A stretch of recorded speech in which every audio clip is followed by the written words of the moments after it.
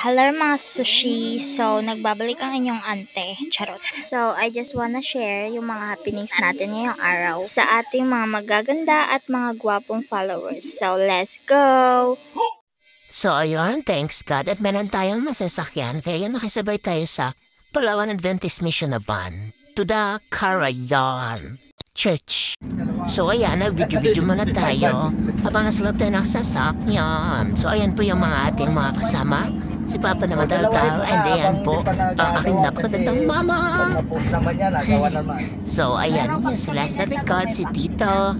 At ayan, ako ang maganda niyong papansin. At yun na nga, through the way, naging instant mother ako na aming bunso na pandak na cute. Sa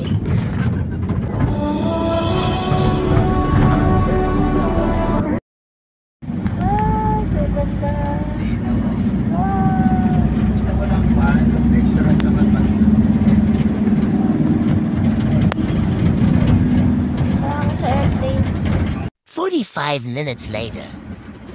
Where?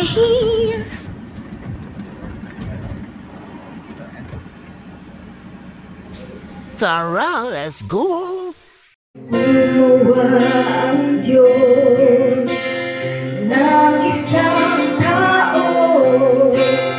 Yari ito sa pag-ibig na buhay dito sa mundo. Ngunit iba na nalabot at ang tao'y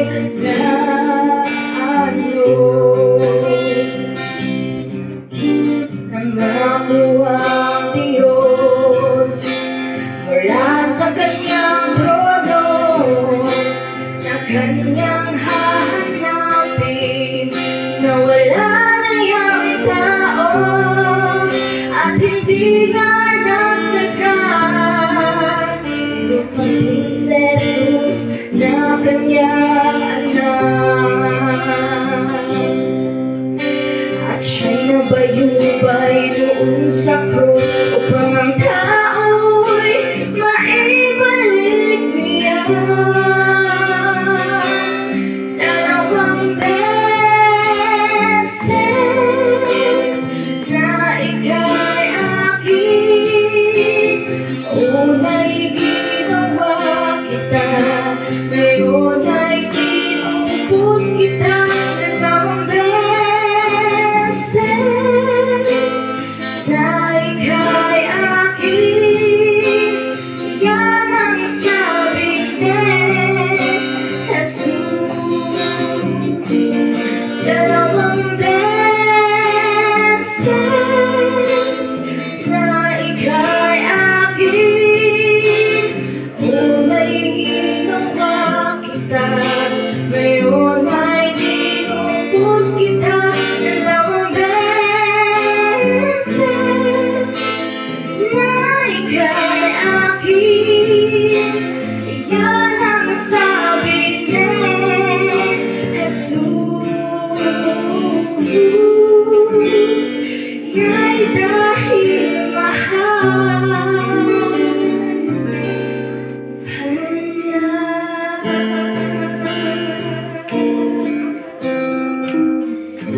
Oh, ayan na nga, pagkatapos na ating divine service ay tayo na ay proceed sa kainan.